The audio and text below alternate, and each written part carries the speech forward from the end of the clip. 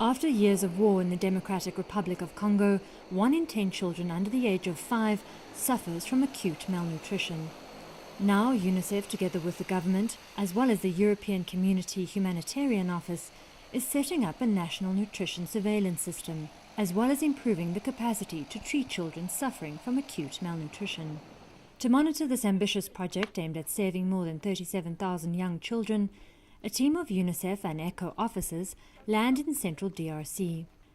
The plane is the only way to reach Lodja, the main city in the northern part of the Kansai Oriental province, one of the country's most remote regions, some 2,000 kilometers east of the capital Kinshasa.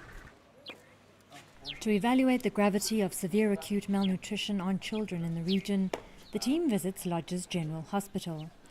At the back of the pediatric room, twins are in recovery. Since they are her 5th pair of twins, how did the first 4 pairs do during their childhood?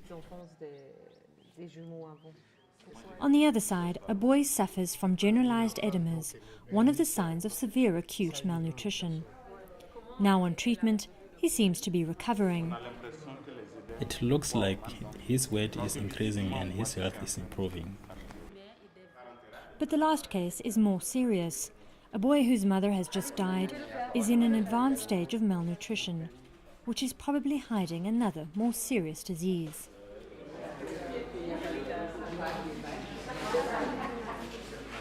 The first impression of the team is one of alarm. We realize that there is a large number of children who die from severe acute malnutrition, and that therefore we have to intervene even with short-term programs to save those lives of those kids. We know that malnutrition cases are unacceptably high, above the emergency rate of 15%. Acute malnutrition rates are above 15%, which is considered emergency levels, only seen during droughts or war. In this region, despite green and fertile lands, malnutrition is rife due to poverty, high food prices, lack of investment, and the absence of family planning, as well as poor nutrition habits. As a result, it's estimated that malnutrition is the cause of half of all deaths in the DRC for children under 5.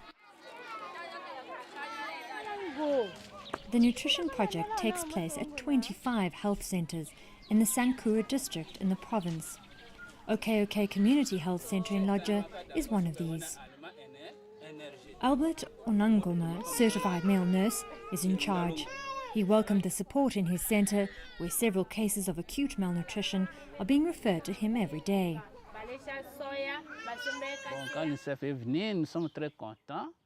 When UNICEF came here, we were happy because they brought us training, equipment to detect malnutrition, and we can already see the change in the community. Albert has been trained by the project with another nurse. They in turn have trained 13 other staff members on how to detect and treat a malnourished child. Still, Albert prefers to take care of the bulk of the admissions himself, because some of the serious cases can be difficult to diagnose. Mommy, we are going to take measures. Hold his arm tightly like this.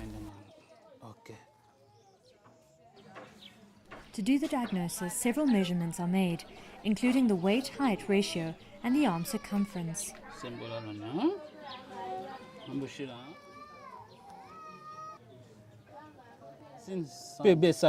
PB size 12 millimeters.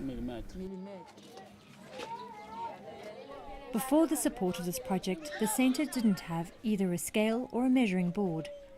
The use of these 2 instruments already makes a difference at the OK centre. 7.1 kgs.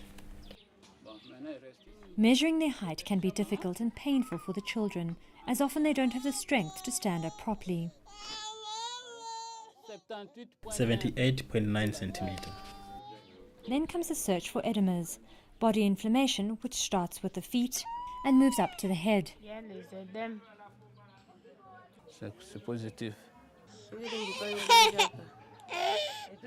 For his age, this child, already 4 years old, is experiencing slow growth and is well underweight for his age. The appetite test comes last. When they have reached an advanced stage of malnutrition, the children don't even have the strength to eat anymore, even when offered ready-to-use therapeutic food, which is a peanut-based high nutritional paste specially brought in for the program. The process is always followed with great interest by other mothers, who are happy their children can also benefit from this treatment. After meticulous calculations of the different criteria and measurements, Albert gives his verdict. The enrollment criteria is the presence of edemas. The mother is relieved to know that her son will now be registered in the program. She's given 10 bags of ready-to-use therapeutic food for him to eat over the coming week. Albert then explains to her the process. Next week, you have to bring back to us the empty bags to prove that you have given the medicine to your child. Temptation is indeed high for the mother to share them with her other children or sell the sachets in town in order to buy soap or oil. Since the arrival of UNICEF 5 months ago, we have detected more than 100 cases of acute malnutrition. 70% of them have fully recovered. Besides medical treatment, the program focuses on early detection and prevention, which is essential in the fight against severe acute malnutrition. The church is an ideal place to educate mothers about the importance of good nutrition. At the end of the Sunday service, Marie-Claire Mbuyati, community worker for the project, has 20 minutes to convince them about exclusive breastfeeding for the first 6 months of a child's life. You have to continue breastfeeding until your child is 2, and until 6 months you should only breastfeed. It will protect your baby. And you shouldn't do babies one after the other. It's dangerous for you and for your babies. This message is well received by the women who bear an average of 10 babies in their life. As mothers, they are eager for their children to grow up healthy. If their children die of hunger, there is a danger they could be ostracized or even accused of witchcraft. Before the project, people used to think that malnutrition was due to witchcraft. Now everyone knows it's not true.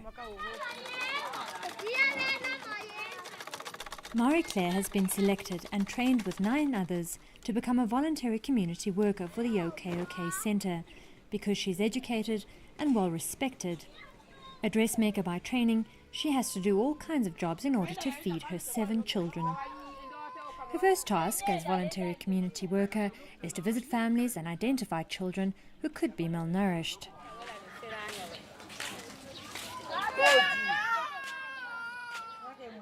If she identifies a sick child, Marie-Claire directs the mother and child to go to the OK Centre for a full diagnosis. Already she has identified 50 malnourished children. Marie-Claire is proud she's helping children and very proud of her new role within the community.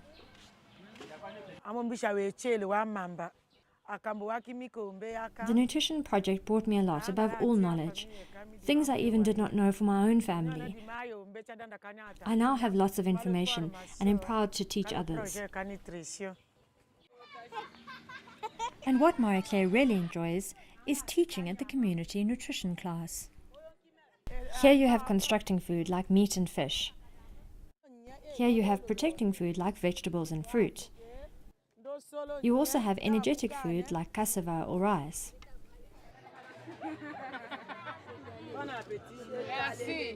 Most mothers are usually unaware that malnutrition is based on a poor diet of the same foods such as cassava and rice.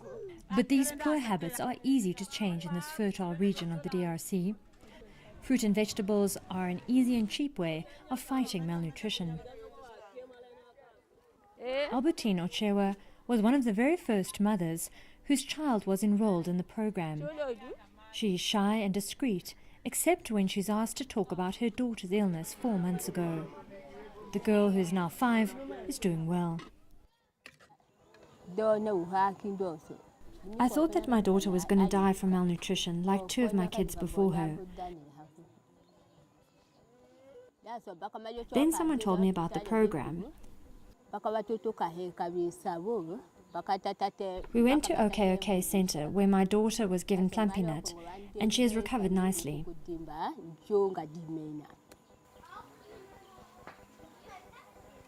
The program saved the life of her daughter.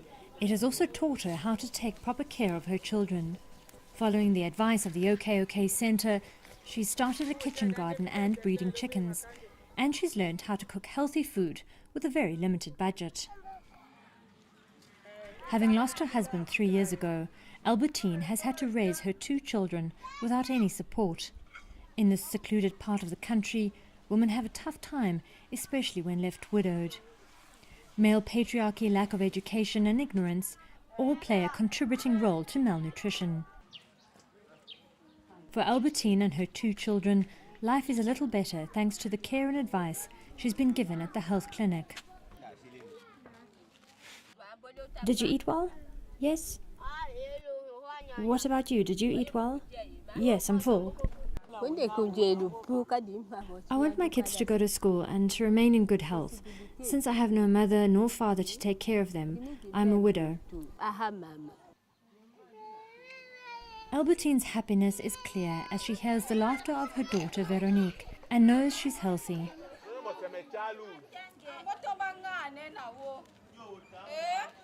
It's been 1 week since the plane landed on the UNICEF+ECHO mission in Lodja region. This morning in the OK Centre, Simeon Nanana and Corina Kredler see how the program is working. Good morning, how are you? I'm fine, thank you. Swiftly, but taking time to listen and understand the work of the health staff and the mothers, Corina and Simeon monitor the processes. It's difficult to say whether it's 6 or 5. It's 6.5 kilograms. Having already visited 15 health centres, they are both aware of the urgent needs as well as the ongoing challenges to make this ambitious nutrition program a real success. One has to go to her house to check where the empty bags are. If the empty bags are at home, she has to give them to you. We shouldn't have to deprive her child of the treatment, but she has to give us the proof that her child has taken the bags. From our point of view, this project, beyond the number of children it aims to cure, should serve as springboard to reinforce capacities within UNICEF but above all government level, so that it can implement and monitor the project properly while running, and also makes it sustainable once the project is over. But this program can only be sustainable if we manage to solve the problem that's these special inputs, the peanut paste that the kids eat is provided in the system. And that's basically a task for the Ministry of Health and the supply chain, so that this peanut butter paste is supplied just as any other paracetamol or malaria drug. But then there's also the level of the root causes. So we need to fund food security programs, family planning programs, education programs at the same time in order to attack the root causes and not to wait for an NGO coming from the outside. Thanks to this nutrition program, thousands more children can now play happily in the Democratic Republic of Congo, one step closer to realizing their fundamental right to grow up to their full potential.